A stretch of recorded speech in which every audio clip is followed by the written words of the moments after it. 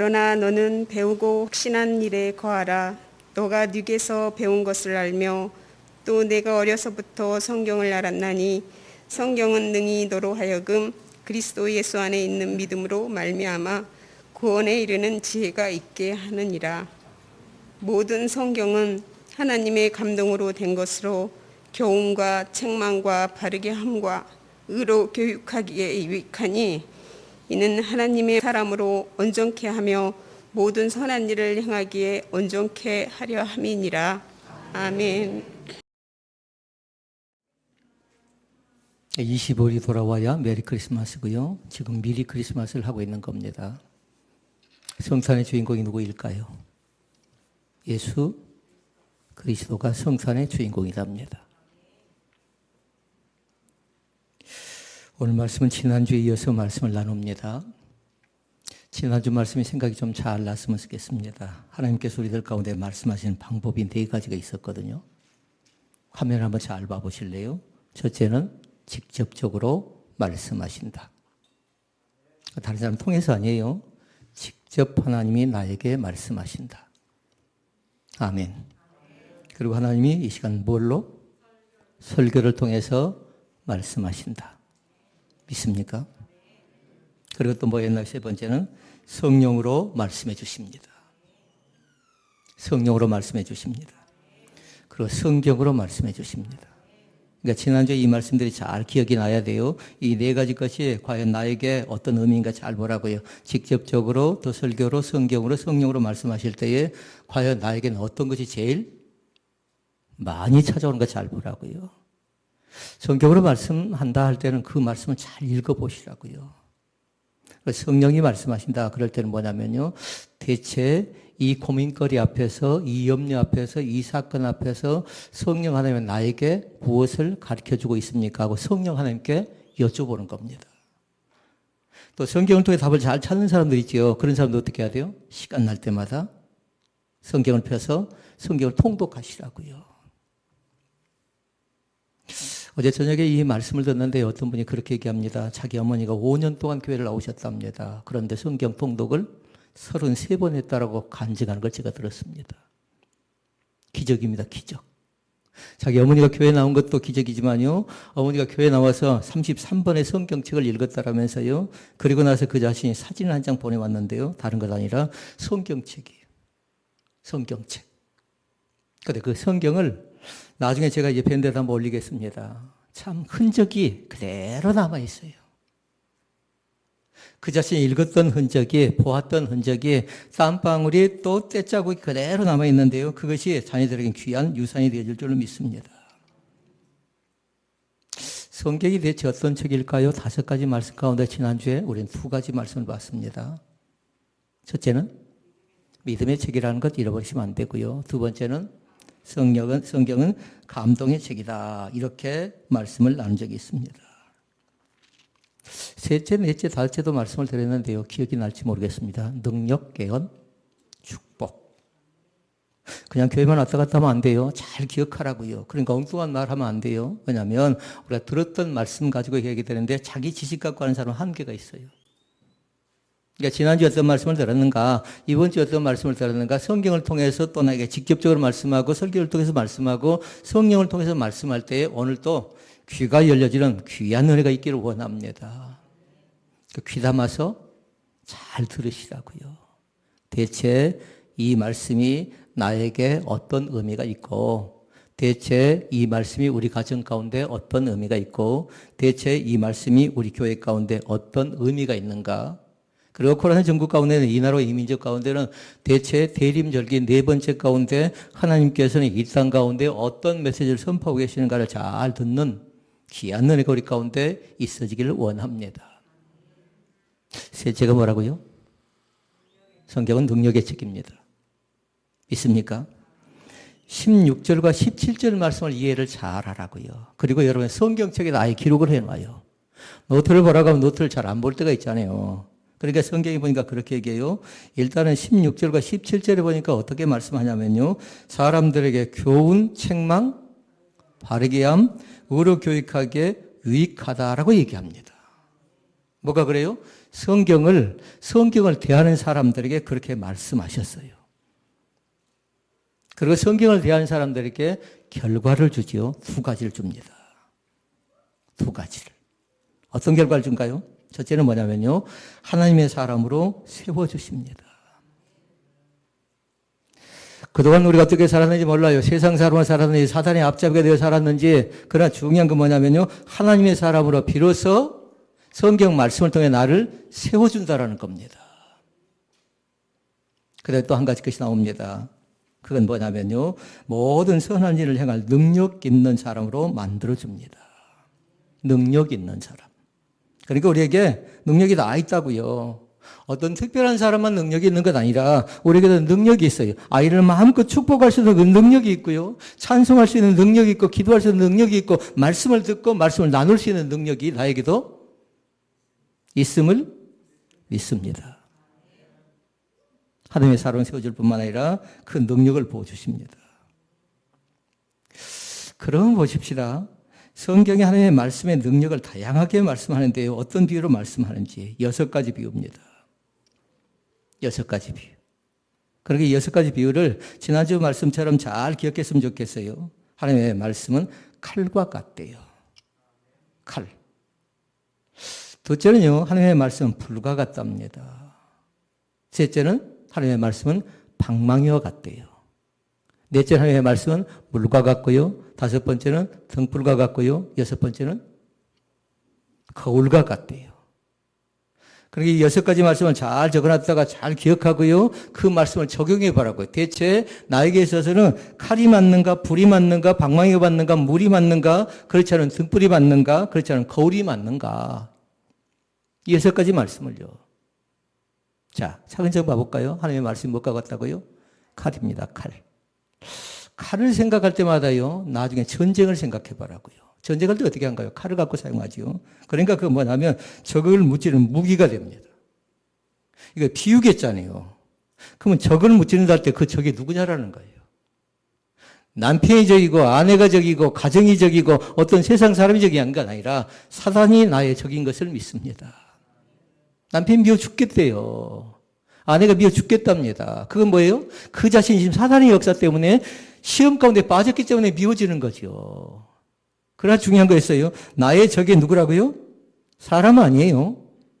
아버지가 아니고 어머니가 아니고 자녀들이 아니고 나의 적은 사단이라는 겁니다. 그런데 적을 무찌르는 무기가 칼인 것처럼요. 나를 공격하고 나를 위협하며 나를 힘들게 하는 사단이 있죠. 그 사단의 위협 가운데서 나를 지켜내는 도구가 뭐냐면요. 칼이라고요. 믿습니까? 그러게 이제 그런 얘기하면 안 돼요. 남편이 밉다라고 아내가 밉다라고 그럴 수 있는 거죠. 그러나 그것이 오래가서는 안 되는 겁니다. 사람이 살다 보면 왜 밉지 않겠습니까? 또 얘기합니다. 하나님의 말씀은 마귀를 물칠 수 있는 무기인데요. 중요한 건 뭐냐면요. 칼 자체가 뭔가 잘 보라고요. 칼 할 때 뭐냐면 의사 선생님이 메스하죠.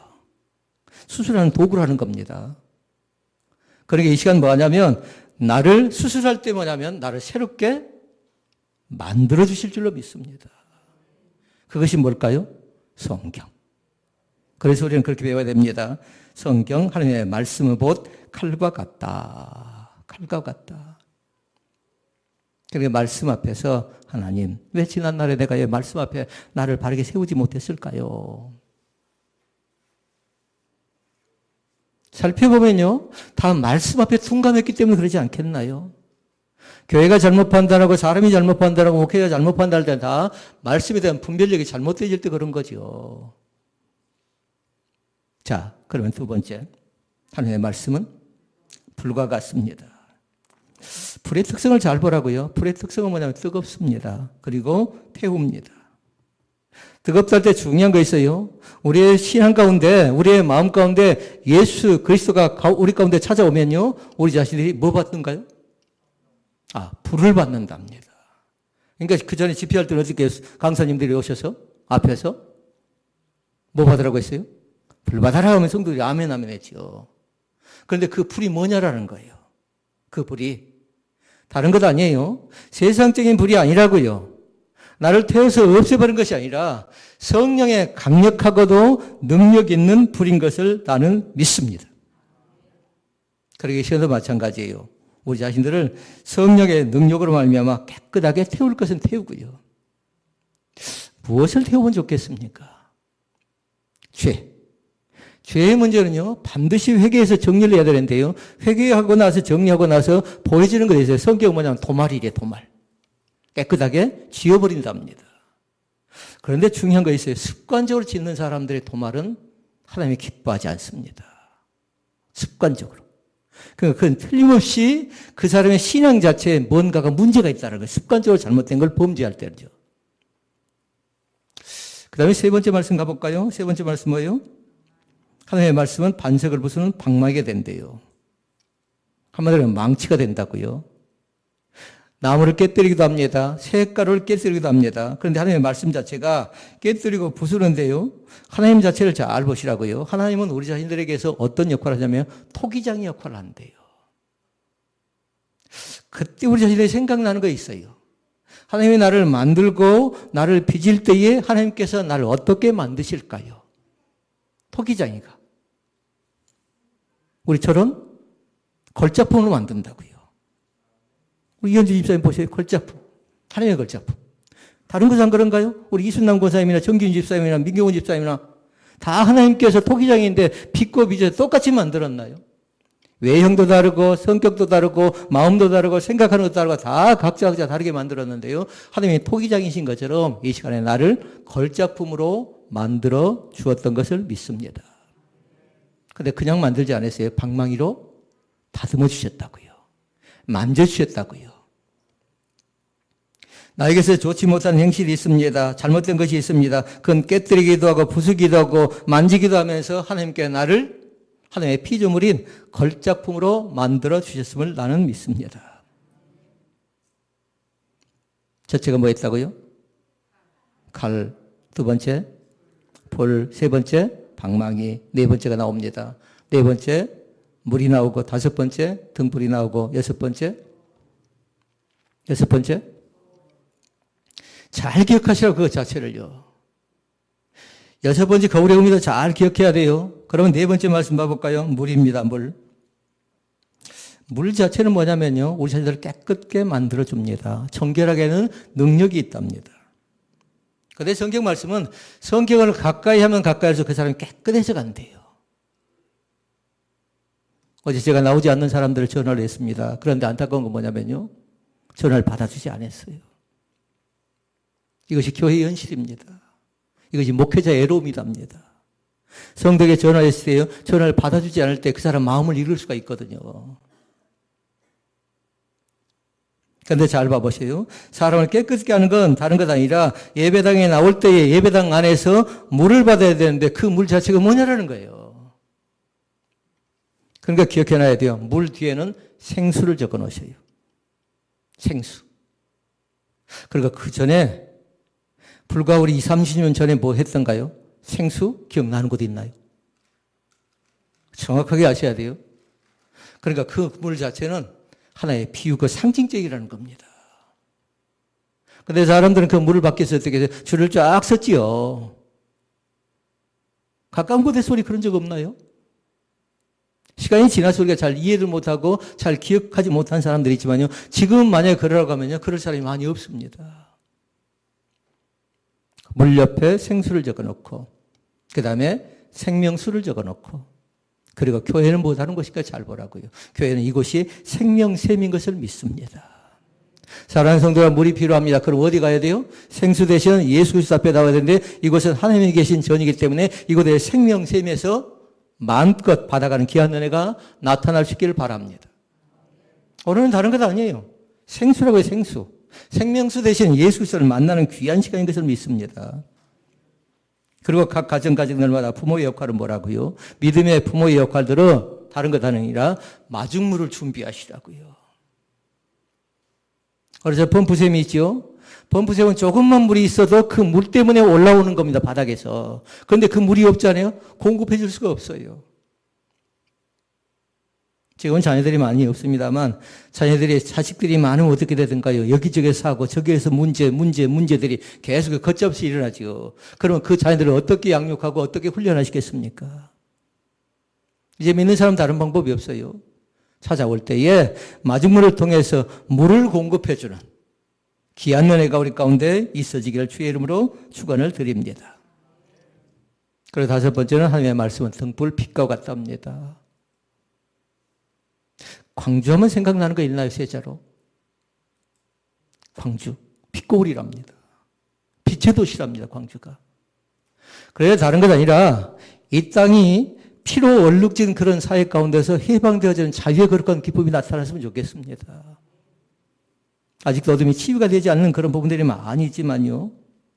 그러나 이 땅에 진정한 자유와 빛이, 근데 그 빛이 뭐냐면 예수 그리스도라고요. 마태복음 25장을 잘 기억하도록 하십시오. 등불을 준비합니다. 그런데 반드시 뭘 준비해야 돼요? 기름을 준비합니다. 기름을. 그런데 등불은 안내 역할을 한다고요. 장애물을 제거시킨다고요. 함정을 제거시킨다고요. 그 등불을 통해서. 그러니까 어둠의 속성은 뭐냐면요. 죄라고 생각하고요. 빛은 우리에게 있어서 은혜와 평강이라고 생각하면 됩니다. 어떤 목사님이 연락이 왔습니다. 다음 주 설교 주제가 무엇입니까? 하고 저에게 물었습니다. 그런데 저도 생각한 것이 있거든요. 그런데 그분은 감사를 생각하고 있더라고요. 그런데 저는 뭐로 생각해놨냐면요. 그러면 제가 거기다 댓글을 달았어요. 모든 것이 다 은혜입니다. 저는 정했어요. 다음 주는. 그럼 성탄의 설교 제목은 뭘까요? 성탄의 설교 제목. 뭐 다른 것 아닌데. 주인공이 누구라고 했어요? 예수 그리스도인가요? 그럼 예수 그리스도가 누구신가? 그거에 대해서 다시 한번 알아봐야 되지 않겠나요? 만나지 못한 사람들을 만나야 되겠고요. 만났던 사람들은 그 만남에 대한 예수를 어떻게 알 것인가? 전하고 살아가는 귀한 은혜가 우리 가운데 있어지기를 원합니다. 여섯 번째 말씀이 있습니다. 하나님의 말씀은 거울과 같답니다. 교회로 오실 때 여러분 제일 많이 본 게 뭐였을까요? 연지를 찍고 곤지를 찍을 때에 그냥 손바닥 보고 했나요? 거울 보고 얘기했죠. 거울 보고. 마찬가지로 육적인 예물을 갖고 계셔서 나름대로 애를 쓰는 것처럼요. 사람이 중시해야 되는 게 있는데요. 내 지금의 정신 상태가 어떤지, 내 영혼이 지금 어떤 상태인지, 내 심령이 어떤 상태인지 비춰보는 뭐가 있어야 돼요? 거울이 있어야 된답니다. 그런데 거울 자체가 뭐라고요? 하나님의 말씀이라고요. 그러면서 거울 가운데 뭔가 문제가 있다, 어려움이 있다, 그럼 어떻게 된가요? 그걸 제거시켜 나가야지 하나하나. 보여지면 그냥 놔두지 않습니다. 이 여섯 가지 말씀을 잘 기억할 수 있기를 바랍니다. 크게 나누면 다섯 가지 가운데 지금 네 번째 말씀을 봤어요. 대체 그 말씀이 되게 나에게 어떤 능력의 책이고 어떤 감동의 책인가 쭉 보면서요. 어떤 능력이 있는가를 여섯 가지 말씀을 쭉 봤습니다. 첫째, 믿음의 책 말고요. 첫째, 칼. 두 번째, 불이고. 세 번째, 네 번째, 물. 다섯 번째, 등불. 여섯 번째, 거울이랍니다. 이제 여러분 스스로 한번 잘 보시라고요. 이 거울의 의미를 잘 기억하고 등불의 의미를 잘 기억하고 물의 의미를 잘 기억하고 그러면서 하나님의 말씀이 곧 여러분 가정을 지켜주는 든든한 방패가 될 수 있기를 주의 이름으로 축원을 드립니다. 그 다음에 크나큰 네 번째입니다. 성경은 애언의 책입니다. 베드로서 1장 20절에 보면 그런 말씀이 있습니다. 화면 한번 띄워볼래요? 먼저 알 것은 경의 모든 예언은 사사로이 풀 것이 아니랍니다. 경이 뭔가를 알아야 돼요. 경. 먼저 알 것은 같이 읽어볼까요? 먼저 알 것은 경의 모든 예언은 사사로이 풀 것이 아니다. 이렇게 말씀하지요. 경은 성경이랍니다. 그러니까 지금 우리는 뭘 보고 있어요? 성경은 곧 예언의 책이란 걸 지금 보고 있는데요. 예언의 의미가 무엇인가를 두 가지를 봐야 돼요. 예언의 의미가 뭔가? 1번. 예언의 의미는 뭐냐면 대언입니다. 대언. 자, 목회자인 저를 잘 생각하고요. 제사장을 잘 생각하라고요. 제사장은 뭐 하냐면요. 받은 바 말씀을 백성들이 전하고요. 제사를 집례합니다. 지금의 목회자는 뭐 할까요? 말씀을 묵상합니다. 묵상을 통해서 뭐 하던가요? 말씀을 나눌 때에 받은 바 말씀을 가지고 이 시간도 나누기를 원합니다. 그러니까 나눴던 말씀은 받았던 말씀을 여러분이 나눌 때에 여러분도 받지요? 그럼 받은 걸 또 어떻게 하는 겁니까? 전하는 겁니다. 그러게 예언의 첫 번째 것은 대언이라는 뜻이 있어요. 대언. 그러니까 설교는 하나님의 말씀을 대언하는 겁니다. 설교라는 도구를 통해서 하나님의 말씀을 나에게 받았던 말씀을 전하고 나에게 말씀을 나눈다고요. 그것 자체가. 러시아의 대문호 도스토옙스키가 있습니다. 그런데 이 사람이 잘못을 저지르지 않았는데요. 특별한 어려움 가운데서 빠져 있으면서 시베리아로 유배를 갑니다. 근데 유배를 가는데 기차를 타고 가는데요. 군인대의 장교들이요. 장교된 그런 부인들이 찾아와서 성경책을 한 권씩 쭉 전달합니다. 그러니까 그 자신이 감옥 안에 갇혀 있으면서 뭐 하냐면요. 감옥에서 성경을 조금 읽어나가기 시작합니다. 그런데 감사한 건 뭐냐면요. 성경을 통해서 변화를 체험해요. 이 시간은 혹시라도 성경을 통해서 나는 어떤 변화가 나타나를 원하는가 잘 생각해 보고요. 이 도스토옙스키라는 사람은 성경을 통해서 뭐 하냐면요. 간질병이 고쳐지는 귀한 역사가 나타나요. 자기가 보는 앞에서 아버지가 죽습니다. 그러나서 그에게 생긴 병이 뭐냐면요. 간질병이 생겨났어요. 그러니까 활동하는데 장애가 많잖아요. 어려움이 많잖아요. 그런데 감사하게도 한 여성들을 통해서 우연찮게 받은 성경이 감옥 안에서 읽었다가 그 성경을 읽고 나서 그 자신이 힘입어진 겁니다. 그러기 전에 잘 기억하시길 바랍니다. 성경을 읽게 되면 예수님을 만나게 됩니다. 성경을 읽게 되면 새 사람이 된답니다. 성경을 읽다가 원망이 사라지고요. 성경을 읽다가 불평이 사라지고요. 성경을 읽다가 증오심이 사라진답니다. 대부분 사람들이 부정적인 말을 하고 불만을 갖고 불신을 갖는 건 뭐냐면요. 성경을 집중적으로 보지 못하고 건석으로 볼 때입니다. 그래도 하나의 문제는 뭐라고 했죠? 예배를 잘못 드릴 때예요. 예배 시간에 존다든가 예배 시간에 잠들어 버린다든가 예배를 하나님께 연락된 예배를 드리지 못할 때 반드시 뭐냐면요. 사단은 그냥 우리를 놔두지 않아요. 근데 그것이 오랫동안 지속되어 버리죠. 그럼 그 사람은 단단히 시험 드는 겁니다. 그러니까 조심해야 돼요. 옆에 남편이 예배 시간에 존다든가 아내가 예배 시간에 존다든가 자녀들이 예배 시간에 존다든가 그러면 살짝 깨워주시라고요. 왜냐하면 사단이 그 마음을 강팍하게 만들어볼 때가 있거든요. 근데 성경은 뭐냐면요. 성경은 나를 깨우치고 나를 깨닫게 하는 귀한 은혜가 있는데요. 이 사람은 바로 간질병이 고쳐진 귀한 경험을 했던 것처럼요. 이 시간에도 고침받는 귀한 역사가 성경을 통해서 나타날 수 있기를 주의 이름으로 축원을 드립니다. 그렇게 해서 나중에 고침받고 나서요. 귀한 작품들을 많이 만들지요.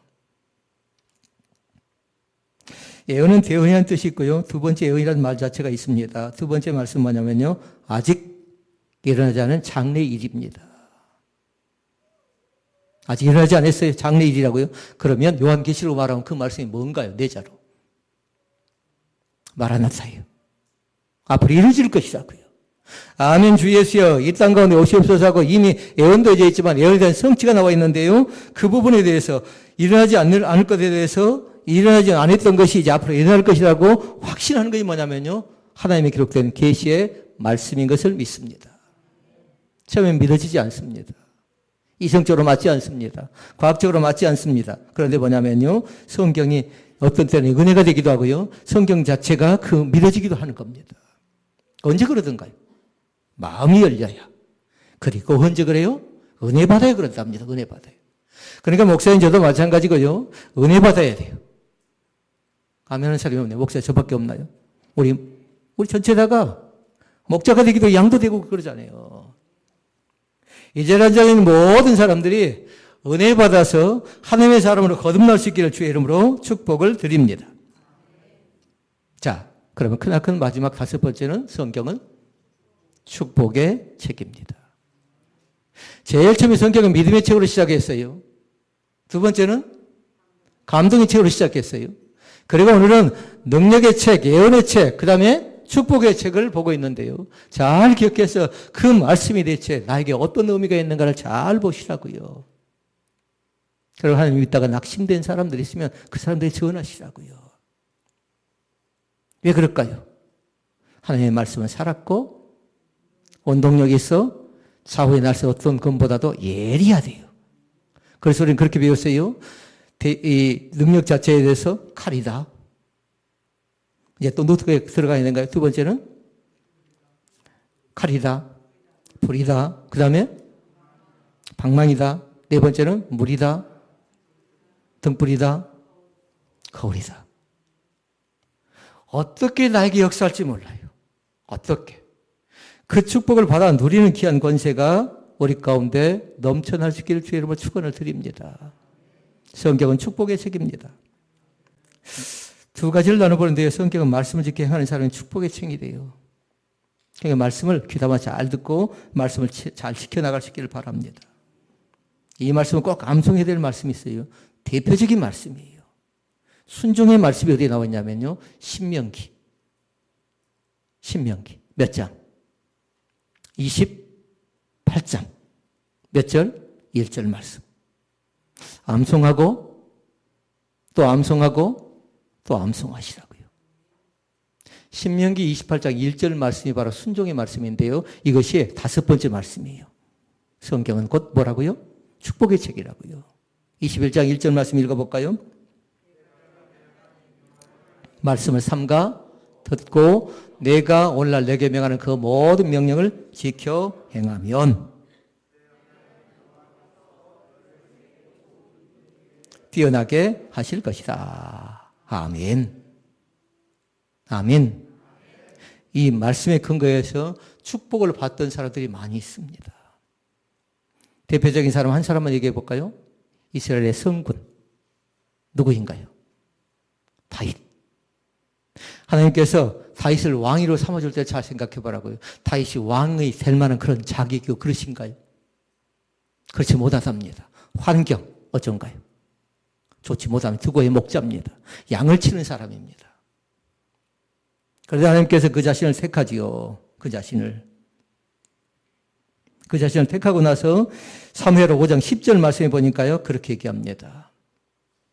읽어볼까요? 만군의 하나님 여호와께서 함께 계시니 다윗이 점점 강성하여 가니라. 아멘.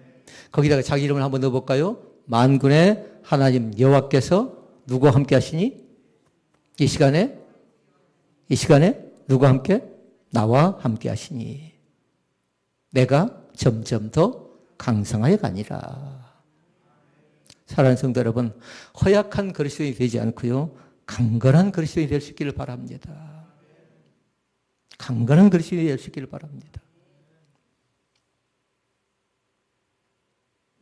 다윗이 이런 복을 받았던 것처럼요. 우리도 그런 복을 받아야 되는데요. 부족하기 이를 데 없었습니다. 연약하기 이를 데 없었습니다. 허물?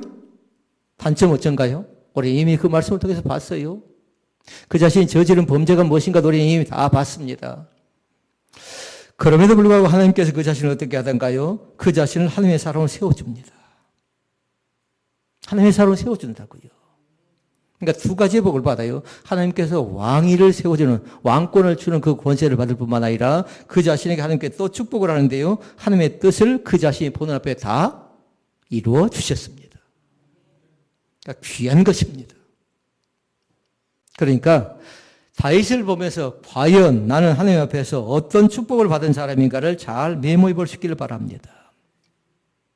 그 다음에 두 번째가 있습니다. 성경은 순종하는 사람에게 축복의 책인 것을 우리에게 설명해 줍니다. 말씀이 나옵니다. 불순종하는 사람이 나와요. 불순종은 곧바로 뭐냐면 신명기 28장에 보니까요. 저주였어요. 징벌이었다고요. 책망이 아니었어요. 끔찍하고 무서운 것이었습니다. 같이 읽어볼까요? 역대상 10장 13절 말씀. 사울의 죽은 것은 여호와께 범죄하였습니다. 저가 여호와의 말씀을 지키지 아니하고 또 신접한 자에게 가르치기를 정하고. 그러니까 여러분 책을 나중에 펴면 범죄 동그라미 딱 깨놓으라고요. 먼저 할 것은 사울이 무슨 범죄를 했는가 잘 보고 지금 현재 내가 범죄하고 있는 것은 무엇인가 잘 살펴서 앞으로 범죄를 저지를 가능성이 있는 것은 무엇인가를 또 잘 살펴보라고요. 그러고 나서 두 가지 말씀이 나오지요. 그 자신이 범죄했던 건 뭐예요? 말씀을 지키지 아니했던 것. 그런데 생각해보니까 우리에게도 해당된 거예요? 안 된가요? 해당이 되는 겁니다. 알고도 지키지 못할 때가 있고 몰라서 지키지 못할 때도 있고요. 똑같은 죄인 겁니다. 그런데 사울도 마찬가지로 하나님의 말씀을 지키지 않습니다. 두 번째는 더 무서운 것이지요. 신접한 여성이랍니다. 신접한 사람이랍니다. 그 사람의 가르치기를 청합니다. 우상, 거짓, 곤모술수에 능한 사람에게 가르치기를 청한대요. 그러니까 하나님께서 그 자신을 축복하지 않습니다. 그리고 그 자신을 내리고 그 다음에 다윗을 세워가는 겁니다. 하나님의 축복이 우리 가운데 넘쳐나기를 주의 이름을 축원을 드립니다. 말씀을 정리합니다. 다섯 번째 말씀으로 말씀을 정리합니다. 성경 말씀은 축복의 책입니다. 시편 말씀 잘 기억하도록 하세요. 시편 119편 165절 말씀에 나옵니다. 온갖 보화가 다 기록된 성경이라고 하는데요. 119편 165절에 보니까 주의 법을 사랑하는 자는 큰 평안이 있으니 그들에게 장애물이 없으리이다. 아멘. 성경을 사랑하십시오. 왜요? 성경은 곧바로 믿음의 책이기 때문에 그렇습니다. 성경이 무슨 책이라고요? 믿음의 책이라고요. 성경이 두 번째는 무슨 책이에요? 무슨 책? 감동의 책. 무슨 책? 예언의 책. 무슨 책? 능력의 책. 무슨 책? 축복의 책. 이 성경 말씀이 축복의 책인 것처럼 성경을 사랑해서 큰 평안을 얻고요. 나의 앞길 가운데는 장애물이 있지요? 선포하시라고요. 큰 사람 내가 무엇이냐? 선포하라고요. 예수 그리스도 앞에서 뭐가 된다고요? 잘 몰라요? 평지가 되었지어다. 아무리 높고 우리 자신들이 정복하기가 어려운 것일지라도 헤쳐나가기 곤란한 것일지라도 선포하시라고요. 질병을 선포하시라고요. 너는 질병을 통해서 나를 어렵게 만들고 힘들게 만들고 낙담하게 만들고 하나님을 가깝게 하지 못할 때에 선포하시라고요. 누구의 이름으로? 예수 그리스도의 이름으로 선포해서 건강을 회복하고요. 문제가 있나요? 어려움이 있나요? 감사한 거 뭐냐면 교회는 문제가 다분한 것이 문제랍니다. 그런데 감사한 건 문제 가운데 답을 찾아가는 사람들이 믿음 있는 사람이에요. 이럴 때 어떻게 할 것인가? 그러니까 계속 고민하는 거죠. 이럴 때 어떻게 하면 좋겠습니까? 이럴 때 어떻게 하면 좋겠습니까? 잘못 판단하면요, 한 번 판단과 결정이 나를 완전히 파멸시킬 수도 있어요. 그러니까 어떻게 합니까? 하나님 어떻게 하면 좋겠습니까? 저는 그게 제일 어렵더라고요. 내가 지금 하고 있는 말 자체가, 내가 지금 하고 있는 행동 자체가, 내가 하고 있는 메시지 자체가 우리 사랑하는 성도들에게 격려가 되고 위로가 되고 희망이 되어야 되는데 거기서 마음에 상심한 자들에게 상처를 준다라면 이거 하나님 기뻐하지 않잖아요. 사랑하는 성도 여러분, 말씀을 통해서 달리 다금할 수 있기를 바랍니다. 말씀을 통해서 예바다의 기적이 나타날 수 있기를 바랍니다. 말씀을 통해서 오병이의 기적이 나타날 뿐만 아니라 말씀을 통해서 요한복음 21장 말씀에 보니까 153의 기적이 있었어요. 우리 가정 가운데, 사랑하는 자녀들 가운데, 사랑하는 부모님 가운데 나타날 줄로 믿습니다. 기도하시겠습니다.